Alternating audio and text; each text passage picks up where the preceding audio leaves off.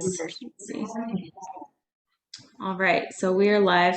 For everybody who's not here, Evelyn was just talking about how much she loves that she can teach remotely with Piano Marvel.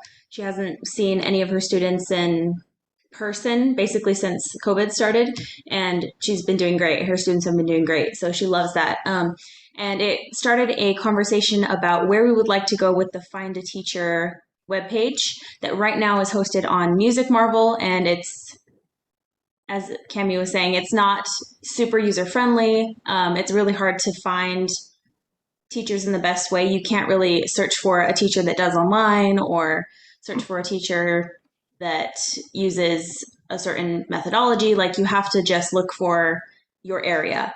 And nowadays, when most of us are teaching online, that's not very intuitive either. So we're wanting to move the whole thing onto pianomarvel.com instead of Music Marvel and make it a lot more user friendly, add a lot of filters so it's easier to find exactly the teacher that works for you.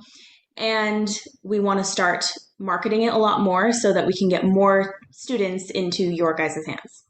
So right now it's not been our focus to help teachers get students as much as it is just to help them improve their lessons and their students' practice time. But we do want to start focusing on helping more students get really good Piano Marvel teachers, because we know that you can learn piano without a teacher using Piano Marvel, but you're a lot better off with a teacher. So that's kind of the direction we're wanting to go in. Cami, did you want to elaborate on that a little? Yeah, well, just because Piano Marvel was made to be used with a teacher, right? It was made by teachers for teachers. Mm-hmm. So this is continuing it to move it in that direction. And Evelyn, earlier we were talking about Evelyn's studio is almost always at the top when it comes to all the challenges. So keep a watch out for her name. And but we like the love the fun interaction between studios on the challenges. Like Evelyn, you're actually one of the ones that I'm always like, okay, there's my target, like Evelyn, and so we essentially want to create a community where we all support one another, and not just with the challenges, but in any way so that we can help each other accomplish whatever we are meaning to accomplish, especially if it's in help with using the tools of Piano Marvel. Because wouldn't you say, Evelyn, that there's been a lot of improvements over the year in the Oh, software? oh my gosh, absolutely. I just commend Aaron and his team. It's been incredible. You just wouldn't believe what it was like at first. Yeah, Evelyn was just telling us about when she started with Piano Marvel. She was one of the first teachers to start with Piano Marvel. So she's been around from the time when it was barely usable until now. So she knows what she's talking about when she says that it's grown a lot. Yeah. Yeah, so Stuck in there, hey? there's a lot. So it's nice to have a place where we can talk about all of the new things that are happening in Piano Marvel and how we all want to coordinate together. But we want to ask you, Evelyn, what are some things that would really help you as far as us coming together as a community, a Piano Marvel community of teachers? Well, and help everyone. I just, as I've been working, just focusing here for the last 2 years with my students on Zoom, um, I, like I say, I work with students differently in Zoom or as I do when I'm in my studio. And of course, when a student is in the studio with me, I'm working, well, one thing that I just love is duets. With a student, that helps them grow tremendously. And so we're sort of limited with that. But the other thing, when I saw the emails coming and saw that we were getting together this morning, I think that something we could share is, all right, when you're working in Piano Marvel, because I've changed a few approaches on how I have the student focus their work. Like do you use practice a lot and then go into play? And I have a lot of ideas about that. And I think that there I think we could share a lot with each other, and how we're approaching it. You know, I have a policy when I was able to go to meetings. I haven't been to them. I belong to 3 of the local teachers groups, and I haven't been to one. Those who are Zooming, I join. But I've always had a philosophy: if it's going to conference, national or state, or if it's going to a workshop, it may be a workshop on something that I feel pretty comfortable with my teaching in that vein. But I know that I'm going to walk away with at least 1 or 2 new ideas, and that's worth it. That is worth it. And so that's what I think that this group can, we can enhance our teaching by, because each one of you are probably using Piano Marvel differently than I do. And I would be very interested in the approaches you take just from the beginning of a piece. How do you start a piece with a student? Of course, that would force me to think more clearly about how I do it rather than through the seat of my pants. Well, we do. We teach a lot. We just sort of have a style and an approach, and we take that style and approach and work with it. Rather than thinking about, well, what is it? How is it? So I would love that sharing. And I think the other thing that is amazing that I have felt for a long time, I think that those of us who I've been teaching for about 45 years, those of us who've been teaching for a while, and then I get around a brand new teacher, someone out of college that is just starting their studio, and start listening to what they're doing. Oh my gosh, I hadn't thought of that. So it isn't just the long-term teachers who have things to share. I want to hear every teacher I can get around, and the young ones that are just starting up. I want to hear from them because I know they're going to help me with what I'm doing.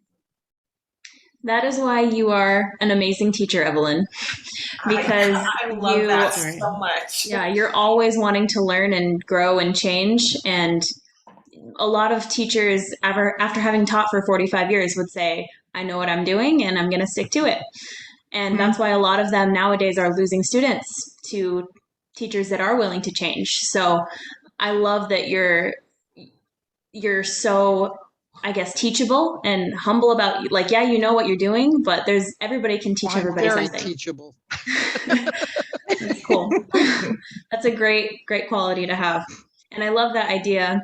I wonder if, Evelyn, if next week, because we want to do this weekly, if next week you'd be willing to come with a little presentation sort of prepared of how you do go about starting teaching a student. Maybe you could come at it from a brand new student. How would you start them? And okay, kind of teach us what you do, and hopefully we'll be able to get some more teachers on that time and just kind of build it from there. But I think that would be a really great way to start. Would you be willing to do that? Sure. Cool. Okay. That was a little. That was an excellent affirmative. I would love to do that. Okay. That'll be good for me. I would love that too. I love like being able to talk through, like, all these different avenues of connecting are all useful, but for me, who does best through conversation and through hearing from other people, this type of setting is perfect, because I don't know if I'm just impatient, but if I'm like type something and have to wait for a response, I've moved on. And by the time I come back to the response, I have to get back in that mindset. And I also, like, one question I asked on the Facebook group was about, a challenge I was experiencing with one of my students. As soon as they get to about level 3, level 4, And I was reaching out to the teacher saying, what do you do when you experience this challenge? What have you found to be helpful? And it would be great to have it not only in a written form, but have the option of just asking people and saying, how do you help them? You know, what are you experiencing when they get to this level 3, level 4 in Piano Marvel, you know, kind of thing. So for me, I'm really excited to hear from all the other teachers, like you say, from their vast experience and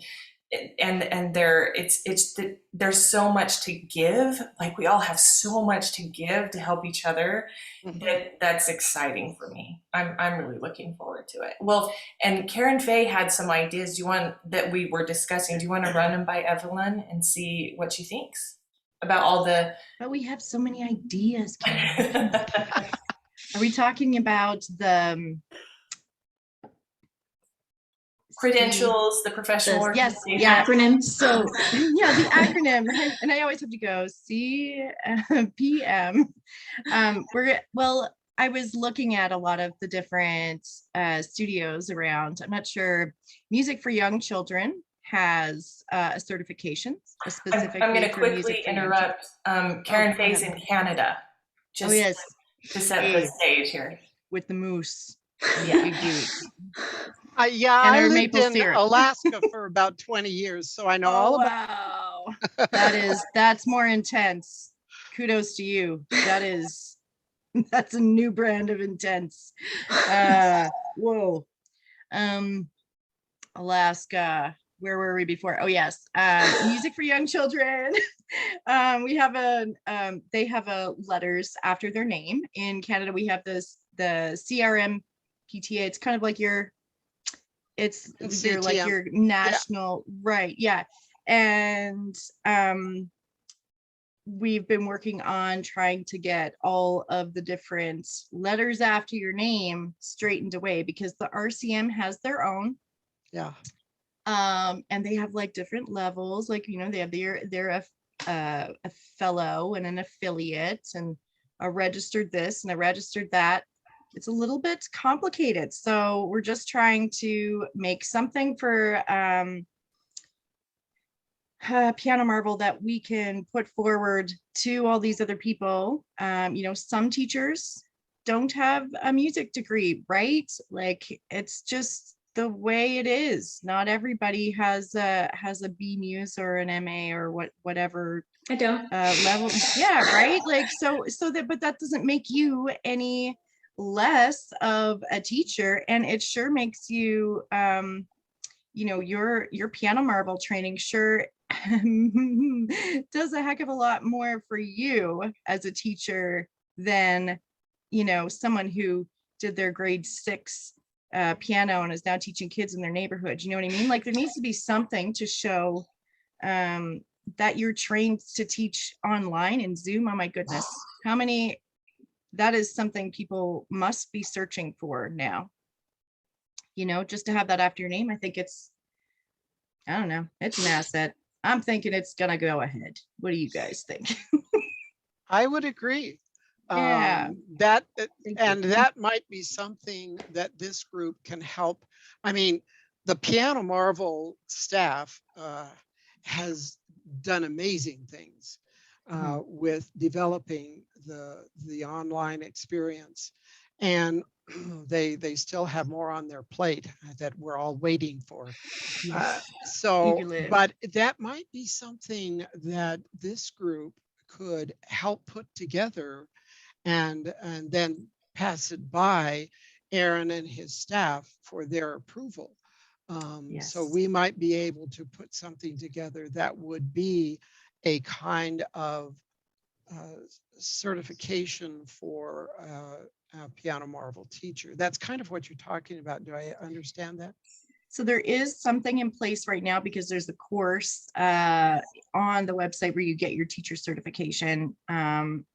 There's like one other person in Canada that has it, so we're starting from fresh up here. Two. Yeah. A whole 3 of you. Excellent. So, but there are, I mean, that is. Sorry. 1 second. Yeah, she needs help. Okay, it's okay. Little guys. They're so cute. I like their little voices. It was such a sweet way. Help me. I know, just help me do it. No, I was going to say that I think there are more than there could be. I think there's a space for there to be different levels of certification with Piano Marvel for sure, because just because you do level 1 doesn't mean you're qualified to teach. I'm not qualified to teach grade 10 students anymore, I don't practice enough to do that. So I need to be able to show with the letters after my name, or what categories I qualify to advertise for with Piano Marvel, what that means for anyone that's looking up on your site who's appropriate too. Mhm. And if I have a certification level 1, which means, let's pretend that means I can teach up to like grade 3 or 4 RCM. But then, I also have my certification in online music teaching. Like, yes, I have a Bachelor of Music Education, but that taught me how to do orchestral instruments, not how to teach piano any better, right? So I think that we could really put our heads together, take all those 45 years of experience, jot note form, make some headings, and fill in the gaps for a lot of our newer teachers. And I think that's attractive for people to want to pursue teaching, as well, just having something accessible to them that they can work on and will count. Yeah. Oh, sorry, go ahead. Go ahead. Everybody went in. Well, we could also develop some tutorials. Yeah. That's where I was gonna go. And I'm curious because me and my husband have created a course to supplement our teaching, where they can watch tutorials. I am curious how many teachers have or are going to be creating courses, and whether that could also be incorporated in the Piano Marvel world. But one thing I really love about what you're saying, Karen Faye, is going along the idea of expertise. Like you're saying, do I teach a level 10, or am I best with young children? And for me, I have a degree in music therapy, and that kind of sets me apart as, having a different education and background, along with my piano education and background. And so I really love the idea, because I feel like it's great to have in-person teachers, and it would be great to be able to identify where they are. But as far as online teachers, I really want there to be some good filters, so a person can say, okay, I want somebody who's going to focus on, who's great working with adults and who has been teaching for at least this many years. Maybe they want somebody with that kind of experience, or has these credentials, whatever they might be, or this experience. So they could do it by experience, and by education, and by time teaching, and by expertise. And so that, apparently I'm thinking we're going to have a ton of teachers. We are. We're going to fill the earth with Piano Marvel teachers. Also think that people shouldn't feel like, we need to be able to put something in place where we don't feel that the student doesn't feel like they have to stay with the same teacher their entire lives. And I would advise, any student to do that too, because it's different personalities. Forget about the skill level. The personality itself is going to connect in a certain way and bring out this part of this student personality. So having the experience of, and it might be something, it's very, very hard. And I know that the National Association here in the US has actually developed a policy that you may not, to keep people from taking other people's students. I mean, that is a real strict no-no here Well, if you poaching is belong rude. to MTNA. And I get it. I get that. But there's another thing about caring about the student, and that's your Yeah. point. Yes. Best Is interests what of the does the child. student need? And the student needs a lot more than just me, in my opinion. And Needs that's more than beautifully any said. one person. Yeah, you are so, I'm so glad we recorded that. I have to remember. Yes, because I had a student that was working with us and she showed interest in another program and I had a choice to make. I could be like, well, you've already signed up with us. You're in. Like, here we go. But I said, you know what? In fact, I sent her a free, try their program for free and decide what's best for you. Because I wish every teacher was like that because the ones that are best for you, they're going to be attracted to you. Like they're going to want to be with you. And so we kind of need to move away from this fear of people stealing our students and be like, what does the student want? And Let how them can the choose. teacher provide the gaps instead of me all the Mm-hmm. time? Yeah, and I understand why we get into that mentality because, we're very passionate about what we do and that kind of thing. But the idea that teachers could come from a place of, you know what, even if, say, I'm working with a student and they're getting to a level that I just don't feel real competent in teaching, I would hope I would have this sense to say, here's some recommendations that I recommend for you, and maybe I can still fill a spot if you want me to stay, but really you're getting to a level that I feel you need to move to somebody that's better able to reach that, And need. the cool part about this is if we do have this network of piano marble teachers, we all know each other and we trust each other. When we do get to that point with a student, we can easily say, I know that this person is piano marble certified. I know that this person specializes in this, and I know that they'd be great for you because I've talked to them before and I know their Right. personality. Like, Like if and I it's a had a really easy student transition. and I was like, oh, there's this Evelyn Evelyn. Billberg, and she's amazing. You should go check her out. Like if we actually referred to each other because Yeah. we do recognize the value everybody is bringing in their different ways. Gosh, how amazing would that be? Well, and or we don't have- even if one of my students would just go and spend 2 or 3 months with you Yeah. and Yes. go spend 2 or 3 months with Karen. Mhm. Oh my gosh. Yeah. And And you still have their home base, but you can, yes. Oh, I like that. Home base. I Cool. love that. It's kind of like the idea of the master classes, but just on a little bit bigger form, because you have An exchange, a student exchange or There you something. go. Yeah. and Student if all the focus was on the student and what's best for them, like I'm all about that. I think that's so Well, and an area that most of us need, maybe a lot of teachers would, is a focus area on jazz.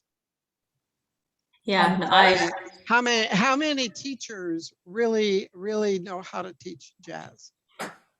Oh, jazz. I thought you Jazz said jazz. pedagogy is Like the things you throw up in jazz. exactly. I was like, what? Jazz pedagogy is actually really, really tricky because a lot of that is rote and a lot of it is you need to have the basics. You got to know your have theory. the vocabulary before you can even start. Absolutely. Yeah, and then there's always that question of, well, if we train them with the basics, our default for basics is classical. Well, Yeah. Or at least contemporary. yeah, and different students really have different interests too. Like, so say they really want to learn to be able to play by ear. To have a teacher that can, teach them composing or teach them playing from lead sheets or playing by ear or teach them jazz because that's a very particular style or teach them singing, songwriting kind of thing. Like I can't fill all those needs for my students. Like, I don't have the expertise in all of those areas. You have And to send them to I me. feel the, what do you call it? I feel like I wish that I could give them that if they wanted to focus on it. And that's the other thing is, you know, students have asked me, they're like, do I need to do keep moving forward in the method books all the time? Can I do an intensive on sight reading for a month? You know, can I do an intensive on this for a month? And I'm like, absolutely, because if you want to go in and just kind of do an immersive course for a month in some kind of focus, you can really get a feel for whether you want to pursue that, you know, That's or right. maybe that's enough and that's where you want to stay. But I would love for people come to me exactly for what I offer that I'm actually have more expertise in, you know, and say, I'm not here to meet all your needs. I'm here to help you with this expertise. So Think of Evelyn, what what's we can yours? do, what kind of a student we would put out if Superhuman. we would use the expertise of the different teachers. Yeah. And now look what we've done with this student, because we can't be exceptional in all of the areas. No. I mean that's that's beyond us. But if we had this resource that we could now give our student a taste of these different things, oh my gosh. That would be What's your amazing. specialty, Evelyn? What's your specialty? Well, my real specialty is with adults, and I have a course called the Rose Piano Course. So you But do have a course. yeah, I yeah. bet. In fact, I published it in 1978. I've had it for Wow. quite a The year I while. was But born. what it is, it's very focused on developing skills about harmony and theory, to be able to know and understand all the chords, and to be quite articulate at the keyboard and in playing those chords, and in knowing the structure of a piece with the 1, 4, 5, 7, and then how you expand, and then lead sheet reading and playing from lead sheets. So that's kind of my focus. I Cool. love it. That's awesome. I love it. So Yeah. did you ever study any jazz then? Yeah, when I was in Grand Junction, I took lessons weekly with an exceptional jazz dude, and it was a lot of fun. I even got to go on gigs with him. He was really cool. Woohoo. How Well, fun. and That's amazing. something also that might be really cool in this same idea is if there are teachers who want to develop in certain areas, they can actually hire teachers, you know, well, Yes. not hire, what do you call it? Go Sign study up. with that teacher. Go Yes. study. Yeah. If you know, if our teaching group saw something that one of the teachers was really focusing on, shoot, I would go study with that person for a month or two.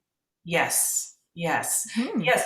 I recently I taught like a piano marble teacher who was recently like certified with us, and he's like could be my dad, like he's a lot older than me, and he has a lot more like traditional education in music than I do. And so at first I was like, I really like you want me, but my specialty is in teaching with piano marble, and he wanted to be able to see how I do that. And it was a cool experience to get to help him see how I teach, and I got to take some from him and he got to take some from me, and it was really cool. Oh yeah. Yeah, I There's think so much we can learn. I'm so glad you brought that up, Evelyn, because I was trying to think of the best way to like talk about this concept, and you said it perfectly. Like that's exactly just having that focus on the student's experience, you know, that they might be able to have the best possible experience. And I think most teachers hopefully would be able to see that vision and embrace it and want to move forward in that way. It kind of moves it away from this idea of competition between teachers, like you were saying, which I think we have so much to give to each other and support one another.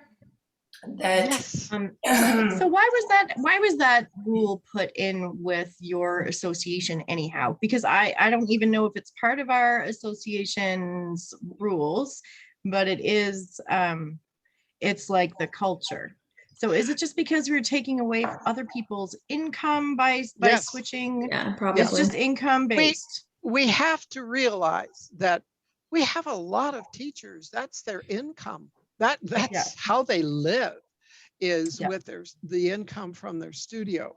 So and there's a history of some of the teachers really going around and taking the best students out of people's studios, and it was not nice. No, that's rude. It is, but Yeah. when people are in, that is one of our problems in the world, in the United States, and that is we have had people who survive by making sure their dollar is the number one thing in their life. And so when Yeah. you're living for how you're going to get that dollar, a lot of values change. So, but yeah, that was the reason, is that people were, So if That you were to makes change sense. that rule, if you were to change, sorry, eh? If you were to rephrase that rule, Evelyn, what would it be now? uh, No pressure. well, because when I think about the United States, and when I think even broad Denver metro, um, uh, you're still going to have teachers like that. So I'm not sure I'd change the rule. But now, Ah, if when we're interfacing with each other, like I have a student that I really want to be able to really advance in classical music. That's where that student's real love is. I mean, we've got some dynamic classical teachers. I would mhm. happily call them up and say, and talk to them about this student and send the student over to them. I mean, so a lot of us are doing it by agreement. So Yes. we are exchanging students by agreement. Or if I've developed a student who wants to play jazz, and I really feel that my course is a basic that will take a person, well, in any piano work they want to do, my course will give them a foundation, but particularly jazz. Well, advanced jazz, hey man, I'm going to go send them down to Joe Harkins. There's the limit, folks, and I will happily go call Joe up and say, hey, I got somebody you need to work with. Right. So Yeah. it's basically a no stealing. Yeah. Right. It's Well, that's already a law. No poaching. Yeah, I Ask would first. say it needs to be a Please and thank you. referral from another teacher, not Yeah. somebody actively pursuing your students. No, right. no, no, A no. referral. Yeah. Yeah. Yeah. A referral system would be good. Much Yeah. better. Yeah. Well, like for me, I have found that my expertise is not working with children under 8. And I know, like, I've had people who are like, you're so great with my kids. You know, we love you. You're awesome. They'll say all these beautiful, wonderful, happy things. But it's stressful for me. Like, Yeah. the amount of work that goes into connecting with those young children for me is like very taxing. And so, but I know people who thrive with that age group, Mhm. that Mhm. like they much rather would work with that age group. And I'm thinking the perfect system would be like, here's your perfect match. You can have, Right. and I'll work with in fact, I prefer working with adults and teenagers, even more so like 12 and older. Mhm. And so there are so many teachers who love working with the 8 to 12 or less than 8. And I would love to be able to have that referral and be like, this teacher's so amazing at working with someone within your, age group, and I would highly recommend them, or look at these few teachers to choose from or something. Because anyway, I'm in love with this idea. I hope this idea rolls. Yeah. I'm just saying. Well, and I hope that we get more teachers involved here, because I'm like you. My style of teaching isn't at its best with the younger ones. I have twin 6-year-olds, and I'm getting ready to get started with them. And I have to admit that younger age is not my forte. Right, that's where I am. And I'm not saying I'm a bad teacher. Like, I will teach the 6-year-olds and they'll think it's a great experience, but I know that there could be a better one for them. That it's out there for them. So I just get bored. If I had to teach one more song out of that Faber and Faber Piano Adventures, one more Sailing in the Sky, and I was just gonna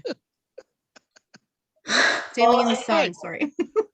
And yet there are some personalities that just would Right. teach it 100 Yeah. times. yes, Yeah. and love it, and Ready to they move on. prefer it. I think the Mhm. model is really good. And while I have you guys here, I'm going to ask my question, because I don't want to lose the opportunity. I guess I could have asked Michelle and Karen Faye before, but since we're all together. So my students do experience difficulty when they get to level 3, level 4, Piano Marvel trophy case, level 3, level 4. And I sometimes I'll even have them step away and work on some other things for a little while, because I think what it is they learn so quickly with Piano Marvel that they whip through level 1, level 2. Like, my student who's in level 4 hasn't even been learning for a year. And to get to level 4 in 1 year, no wonder it's hard. I mean, that was not typical for me before I started using Piano Marvel, to have somebody in level 4 in a year. Like, it took longer than that. That's right. That's right. And so I'm afraid to say that, because I'm like, maybe other teachers are just No, I getting used to further, go a unit a month, and that is extraordinarily painstakingly long. Yeah, and so they get to this space where they're like, oh my gosh, it takes me a whole week to learn a song. And for me, I'm thinking, that's the minimum amount of time it usually, like a week, that's not very long, but they're so used to being able to play multiple songs in one sitting. And so I'm like, okay, so what I have done, and then I want to hear what you guys, have to say. I've said, okay, spend, 5 to 10 minutes in sight reading, because that's going to be songs that are pretty easy for them to read. Spend 5 to 10 minutes on a performance piece, which is usually at a level that takes 2 or 3 months, possibly, and then 2 months. And then spend 5 to 10 minutes in the trophy case, is the method, whatever you're working on, to get them to move forward in learning new skills and patterns in that. That's kind of what I told them to do, but thoughts? I think we need more that's a good trophies. strategy. I think we need more trophies if we're going to keep that strategy going past. Yeah, we need to build a tower of trophies, trophy tower. What do you mean, past level 6 or? Yeah, like I think, okay, I don't know if do you want to keep playing record? I don't know if this idea wants to be recorded. All good. We have Ann Hansen coming on right now. Oh, She hello. lives in St. George with Hello, me. Ann. I was so excited to get to know her, because we live in the same city. Hi, Ann. Welcome. Thank you. So It's okay. let's first, Cami, do you want to Yes. restate your question briefly so that Ann knows what we're talking about? Okay, but first I want to say hi to Ann. Okay. So you're in St. George? Oh, So you're muted, Ann. There you go. Yes, I live in St. George. So I moved here, and of course I went to the Find a Teacher map, and you're the only one here with me in this area. Oh, I locally. didn't know there was another one. What's your name? Cami Davis. Cami Davis. Very good. Yeah, we just should moved get together here. and go to lunch and powwow. Right. I know, we're local. That'd be great. Great. So, but anyway, I had just asked a question, so I'll rephrase it. And then, but anyway, I was saying my students, as we're working, my students go through the trophy case. That's the method that I've been using with them because I like them earning the trophies. And to be honest, I love Erin's compositions. They're really fun for the kids, especially with the background music, because I've used a lot of different methods and I actually really love it. So they're going through it. They get to about level 3 or 4 within 1 year of taking lessons, which is wonderful. But once they get to that level, their complaint is that it takes them a week to learn a song, which, you know, they're used to learning them quite a bit quicker. By the way, have you met Evelyn? Me? Yes. I am. Hi, Evelyn. Where do you live? I live in the Denver metro area. Oh, I think I might have met you. Maybe, did you go to the Piano Marvel conference workshop at Dane's Music? Yes. So I think I've seen you there. Yep. Yeah. And how long have you been with Famous Piano Evelyn. Marvel, Anne? I think I'm maybe 4 years, maybe. Okay. And I think I've been with them for 2. That sounds right. Yeah. Yeah. And then Evelyn, from the inception, which we were, what, 2008 was that the Yeah, I decided? think it's 2008. Yeah. Nice. Can't say, I don't know how long. Oh, I never even heard tell of it until September. And Wow. then Recently. it was September.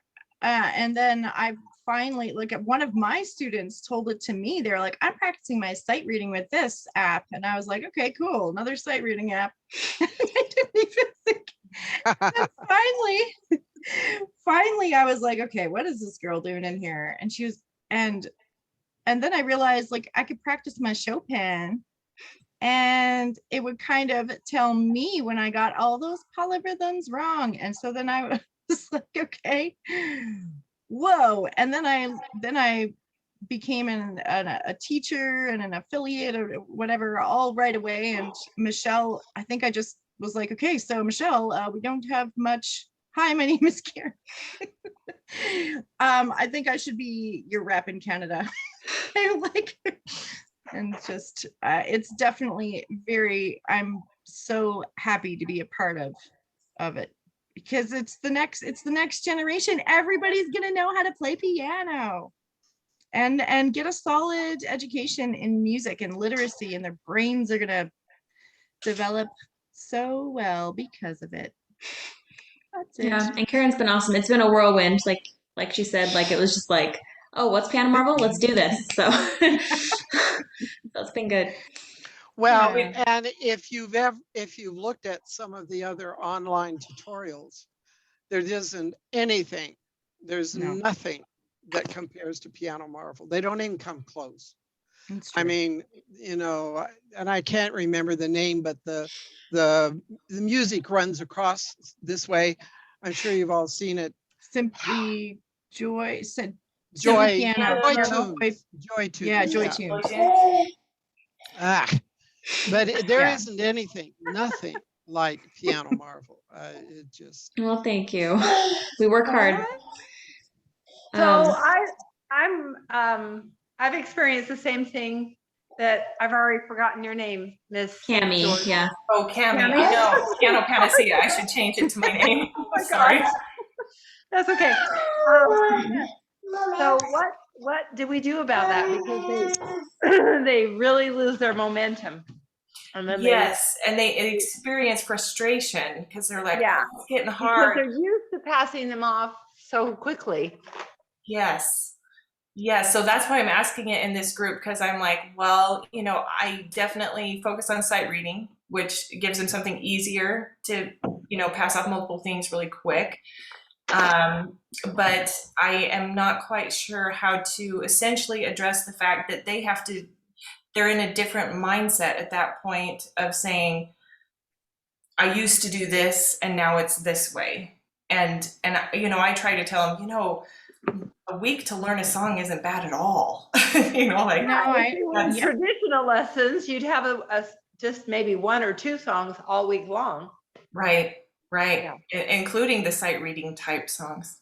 So teach in are a you having them also do the techniques side? You're doing both method and technique because Yeah. those need to rise together. Oh yeah, The, yeah, I'm doing them together. the Yeah. other thing is that um, in the library there is so much music there, and so even if I've got, well, I guess a student has to be at level 2, but and right away, I'm having students going to the library and I'm finding music in the library for them to do.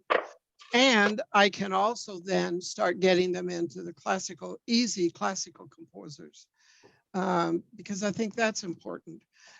But the other one that I love, love, love is Piano Express by The Greg. little train one. Yes. Yeah. I want my students to go through all the levels in there. And the other thing, he has one at level 5. His level 5 one is getting students ready for jazz, getting them into knowing the whole jazz form and the blues scale, and that particularly for teens. I mean, put those kids into Piano Express. Your teens are gonna go crazy. Yeah, I've never used Piano Express. Is it kind of more fun songs, like jazz type of songs, or is that what it is? yeah, Yeah, you get but a lot of blues. he also has a tutorial level of training. Okay. But the other thing is that definitely moving the student, of course, to complete their trophy case, but every week an assignment of another piece in the library that is matching their level, because the library has can I share my screen? Yes, it should be enabled already. Oh, actually, it's not. Okay, now you can.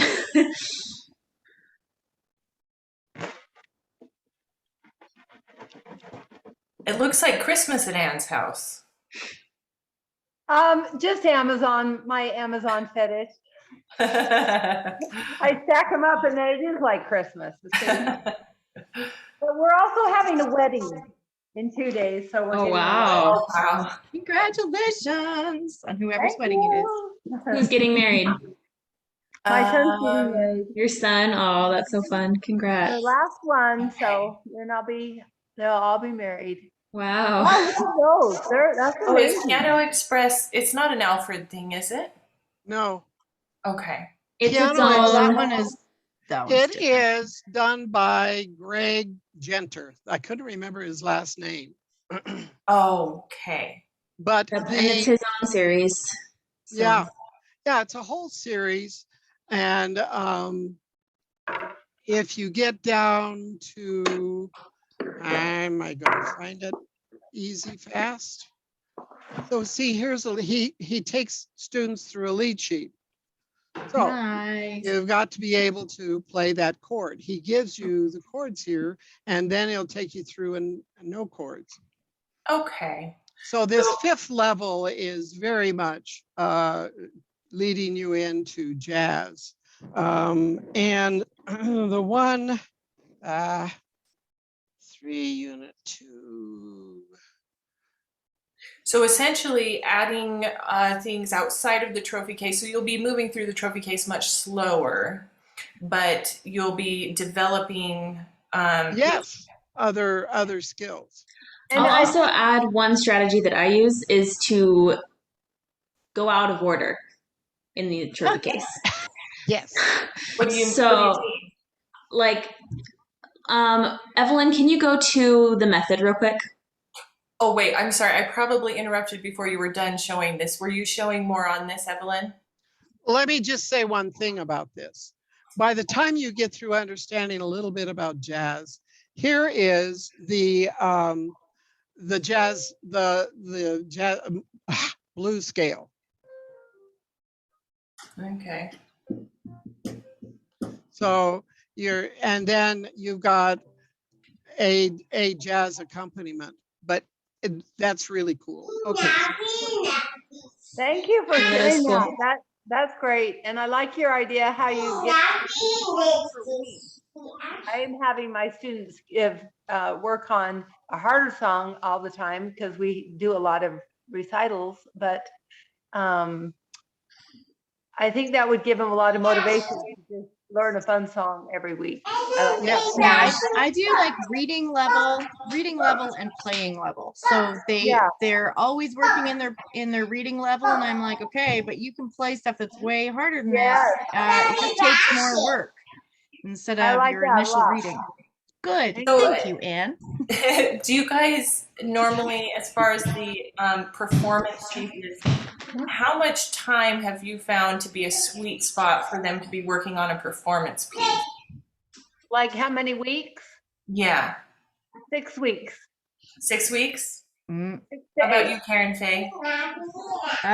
It depends. Sometimes if they're pushing for an exam, I don't like, I mean, you pick your exam pieces in the beginning of the year, and I don't want to beat them to death. So, we're just learning pieces that will teach them little parts of their larger pieces, and I have to feed them in, it ends up being 6 months, but we're not spending 6 months on the exact same You're spending piece. you're spending on chunks, and then you piece it. Yes, I teach the things that they need to be able to do in their examination pieces in smaller pieces that we build up to them, but they only end up playing them for 3 months, April, May, June, and then they have their exam, but we haven't like killed the joy of the pieces by spending all year on them. Yeah, that's what I'm trying to get a feel for it. How about you, Evelyn? Yeah, it's a matter of, there are some really, really nice, easy pieces that are classical composers. They all have really easy pieces. So I make sure that even if I've got a student working here at level 2, moving into level 3, they can handle those easy pieces if you take them through the pieces in minced form. That is where they do right hand, left hand, and do chunks.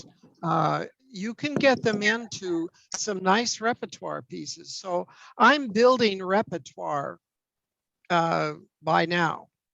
And so what I do is build the repertoire. That's going to be, sorry, go ahead. Well, so so as far as like, if you're going to have them perform, how long do you have them work on a piece, preparing it for a performance? Like, so that, because I guess what I have found is some students have different potentials for being able to, right, put in more time or less time. But I've been trying to get kind of a sweet spot, because I had a student that was super ambitious, and I kind of burned him out a little bit. And I was like, oh, I gotta be more careful about doing that. And so I thought, I'll ask the other teachers and see, since you've done it for, maybe a longer time, have you played around with the different lengths of time for preparing for a performance, and how students have responded to that? It really depends on the piece, but you would be surprised at how many of our early pieces can be played. This is the Bach C major prelude out of the Well-Tempered Clavier. And I put a student, my adult student, that is at, I would say, about level 4. And this morning when we were playing this, she's at 96%. And she's only been playing this for about 4 weeks. Yeah, But this that's because of the piece. It's because the piece is all chords. So you teach this piece by teaching chords. This is a C chord. And then you go into D minor. So you teach them the chords. Well, she's only level 4, but she's playing this piece at 96%. Yeah, I So actually, this particular piece, when I started people going through our program, I had an adult, she's in her 50s, I think. She's my Pat age. Erin has a Pat age too, I think. But she learned this piece within 4 weeks of starting how to yes, play the piano. 4 weeks.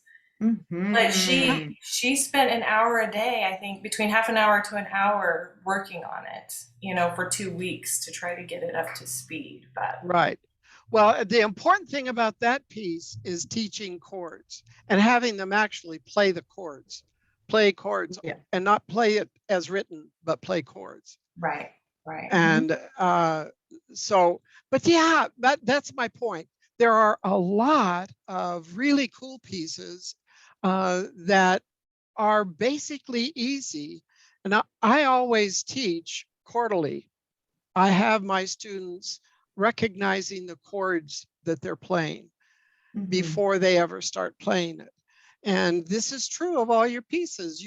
If you go into, for instance, here's another example. If you go in, do I have it easy here? I don't have it easy here. Let me go. Where have I got it?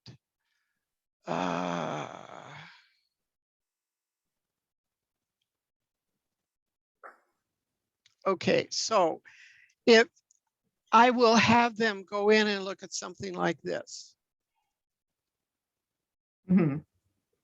Okay, now a level 2 student could play this if you teach it right, because the first thing you do, and you're teaching them theory, you're teaching them the 1-4-5 chord, which is one of the first things they need to know from theory in their music.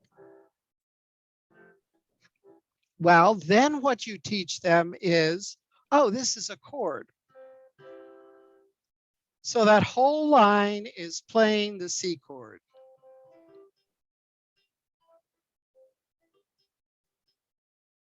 And then you move into the 7 chord. So essentially just saying you can teach more challenging pieces if you teach them in a certain way. And they love it.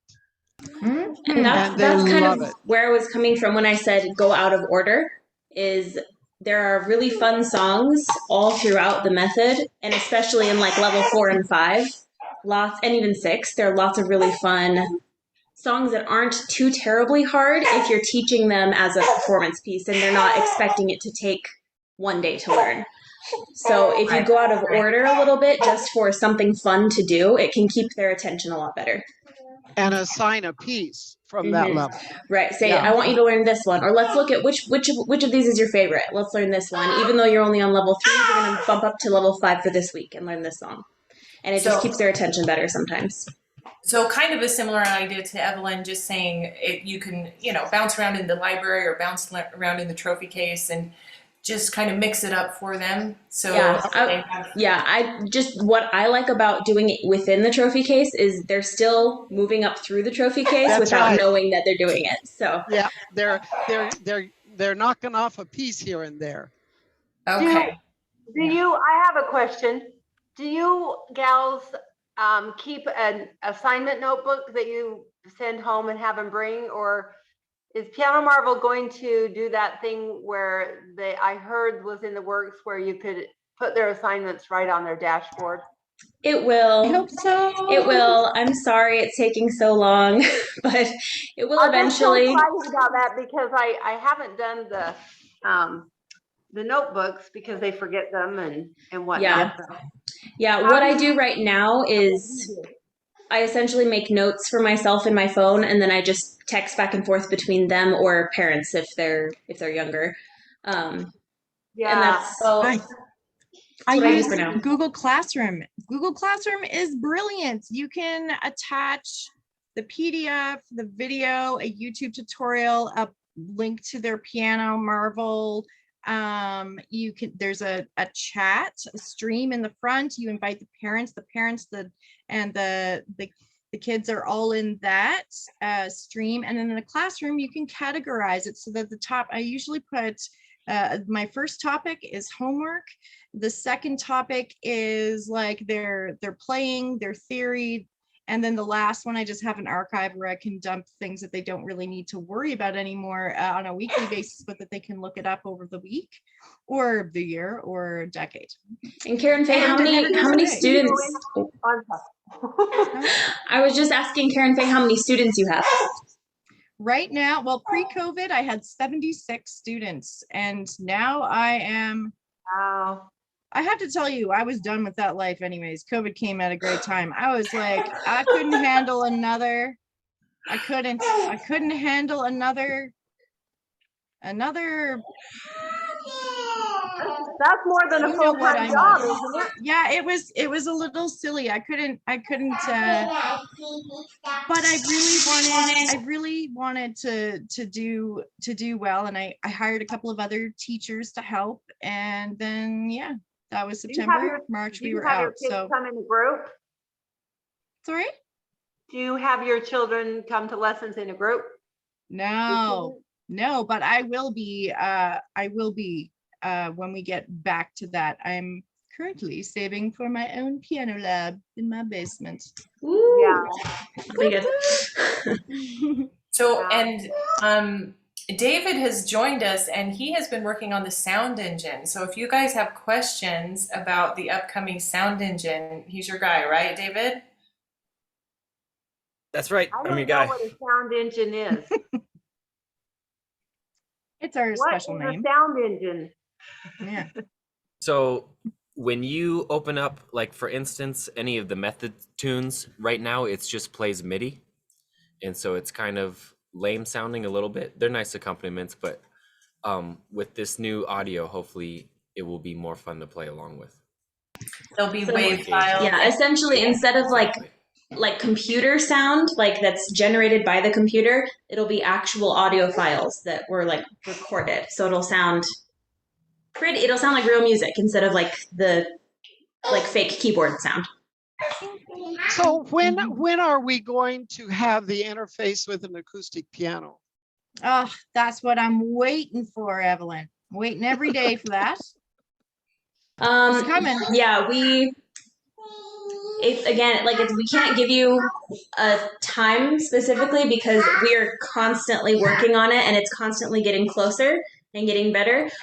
We don't want to release something that's mediocre, and most of the piano apps that have like a microphone assessment sort of situation, it doesn't really work very well, and we don't want to do that. So once we do release it, it's going to be good, and it'll be able to, I think the estimate is that it will catch 6 notes at a time. Like if you play 6 notes, it can hear all 6 of them and differentiate them. So that's what we're trying to get to. Basically what David's working on right now with the sound engine is the first step to making sure that that works. So we're getting very close, hopefully very, very soon, but there's honestly no way to tell when because that's how tech development goes. So Another exciting part about it is you'll be able to use it with other instruments and voice. That's my favorite part about it. So we might have, guitar Marvel, and in addition to, voice Marvel. Oh yeah, we definitely will. Yeah. We joked about it being the Marvel universe. It's just like, there's a multiverse situation happening. You could get a piece of that. Yeah. But yeah, very, very soon. There's lots of cool things happening, and especially in the teacher realm, there's a lot of things we want to improve and change very soon. So that's why we're pulling all of you guys in to get your input. And what's your input, Anne? What's your input? Tell us. I'm sorry. I just have a couple things I've been dying to talk with someone about. Yay. Has anyone found that these students that go through the first levels, they get really good at reading the right hand, but then there's not enough left hand in there, and left hand in different positions besides C, and they're struggling with their knowledge of reading the left hand. Comments All on right. that? I have seen that sometimes, but then I've also had a student who had a hard time reading the right hand and did fine with the left hand. So I think as long as you're supplementing, especially for that sight reading, then and just taking the SASR a lot or using Sight Reading Samurai, there should be enough supplementary material to make sure that you catch the gaps that each specific student has. Because I find that all my students have different gaps. There may be some trends, but most of the time they all have different weaknesses that I have to find different things to supplement with. And get into the library and Samurai and really find them additional people like that. And if you wanted to, if you wanted to, we could make a little left-hand boot camp. I could do that. Yeah. That would be. Let's do it then. Actually, one of my students just was going through the Christmas challenge, and she came across a level 1 piece that was both in the bass clef, and because right and left hands were both playing in the bass clef, and it's my mom student. I'm so excited taking it on. She found it really, really challenging to read bass clef with her right hand, because you always typically read it with your left hand. So that was a question she brought up in our last little meeting that we had, how do you go about learning something like that? And I think that just comes with practicing more, like you say, like the boot camp, more in the left hand, and this really solid foundation in theory, because I have my students take quizzes, and there's this interactive thing where it tests them on different things. And I found that students with Piano Marble will kind of cheat by kind of bouncing around on notes until they turn green, find the right note. So I do these other assessments that have them away from Piano Marble to test their knowledge. Do you actually know the name of this note? And do you actually know what key that is on the keyboard? Supplement that. Great. Wonderful. And what I use for those little things is musictheory.net. You can customize exercises on musictheory.net, and they're great for testing some of that theory and knowing that in an interactive way. But I teach online, but that could be done in person as well. Yeah. Wonderful. I have to head out, you guys, for a meeting at 11:30, but if everyone would like to put their info in the chat, I will save it, and we're gonna make a boot camp. And Evelyn, what are we gonna do? She's presenting. I'm here to make friends. Oh yeah, okay. All right. Makes sense. She's got an assignment. All right, you're off the hook. You have an assignment. And when do we want to meet now? I'm gonna message you separately. You've already done that. Yes. Yay. All right.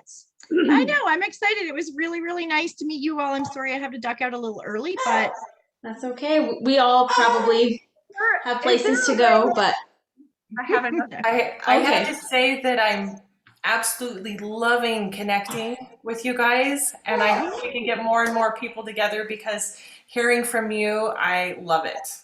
I love it. Thank you so much. And what's your other question? Did you have one more? Real quick, I cannot hit 100% of Flight of the Bumblebee Rock. Me too. It's hard. And then I just get mad and go away. And I don't know. It's just the speed of it, and my fingers don't work like they used to, or something. And that is so comforting to me, because that song was so hard for me to get down. And I thought, my goodness, it's not, by the way, it's not a level 6. Yeah, I feel like my students, I feel their frustration after you get 99 10 times. You're like, oh. Yeah, it's a hard one. I think I got 100 as a teenager, And every time I've tried to go back since then to, just play it, I'm like, oh my gosh, this is so hard. Like it's just so fast. Well, and Like, it's one of the students' favorite songs. They yeah, hear it's it and they're fun. like, oh, I want to learn it. And then, so I thought, well, I better learn it if I'm going to teach it to them. And yeah, it kind of kicked my trash a little bit too. It's really fast. Yeah. Good. Yeah. Yeah, it's a hard one. All right, see you, Karen Karen Faye. But She's so funny. I'm trying to think of what I did that helped me get past that 99% because it did tease me for a long time. And Consistent on it. I it have. was it I was think if I worked on it every day and was consistent for a while, I could get it. But I think that's what I had to do.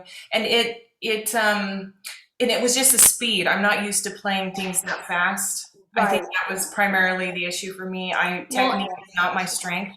And just the amount of notes there are in that short span of time, like it's hard not to miss one. And generally, it's not because you like have a mistake that you're always making. It's generally just like your finger slips one time and you're done. Like Yeah. so. Well, and I want to say it was the very last thing I passed off in the entire trophy case. Yeah. It was the trickiest for me. Well, there was another one with a trill in level 6 that took me a while because trills with Piano Marvel, especially getting that Yeah, trill you have to get it exactly right. Yeah. it took me some time, but That's good though to know our students' pain and like understand like where things are hard and why they're hard. So it's good to struggle a little bit ourselves too. I think just to take the tempo down, 10 or so, just for everyone. So that's we might be able to get that done for you. Just it feels a little like bit much lower. harder than a level 9 at the speed that it is. I'm just saying. Yeah. But I was gonna ask. Oh, what was I gonna ask you guys? And now I've lost it. What was it? If it comes back, I'll return to do it. But hopefully, what was that? Asher just made a noise. Oh, what, Asher? What did you have?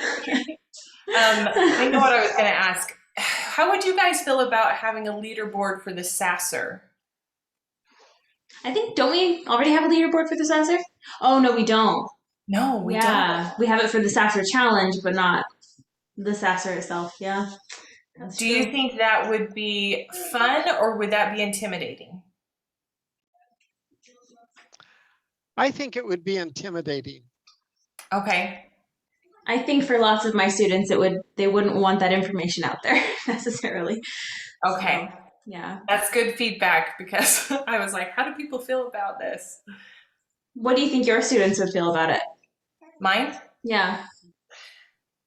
They would probably like it. My students would probably like it. But I think it's more intimidating for teachers because it's like and maybe for some students, but as a teacher, it's like you have different strengths in different areas. And if sight reading isn't your strength, you don't want that kind of proclaimed to the world, that isn't your strength. But that's my guess. I don't know. Do you think your students would probably feel intimidated? Well, let me give you an example. One of my students, I've had her for 4 years or so, and she's always loved her lessons, but her parents made it clear to me that she doesn't practice.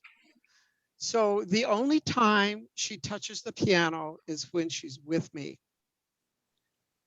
I have a student like that. And so she doesn't work in a lot of the parts of Piano Marvel. So I told her parents, I said, that's fine. You need to understand that we will be limited in the work she does, but there's a lot that we can do. But I've got her in some nice pieces now. She's playing a Clementi sonatina, and I mean, we're making progress, but the only time, like in the challenges, The only time she's doing the challenge is when we're working.